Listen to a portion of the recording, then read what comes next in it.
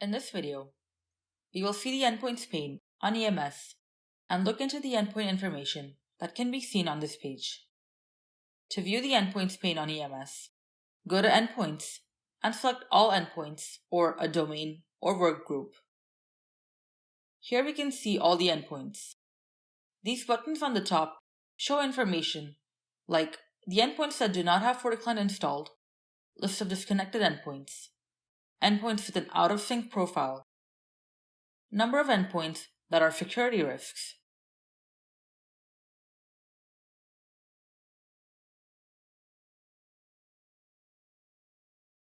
and endpoints that are quarantined by EMS.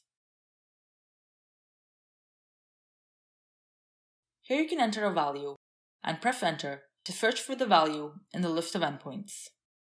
For example, typing Windows shows us all the Windows endpoints. With filters, we can enter a value to search for it in the list of endpoints. With our entered value, it now displays all the endpoints with FortiClient version 7.0. We can also filter out endpoints using fields like usernames and OS.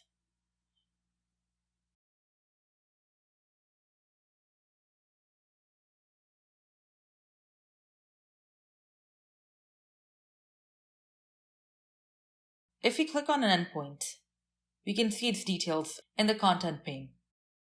We can click on Scan, start a vulnerability or AV scan on the selected endpoint. Clicking on Patch lets us patch all critical and high vulnerabilities on the selected endpoint.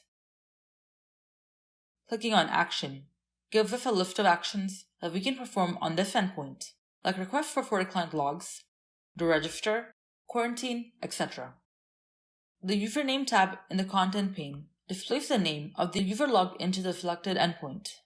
This pane also displays the user's avatar, email address, and phone number if these are provided to the FortiClient on the endpoint. We can see details of the device, operating system, IP, and MAC address. The Zero Trust tags displays which tags have been applied to the endpoint based on the Zero Trust tagging rules. We can also see more details under the sections for configuration, connection, classification tags, status, and features. With this, we conclude our video where we have seen the Endpoints pane on EMS. Thank you for watching. For more technical videos, please visit video.fortinet.com.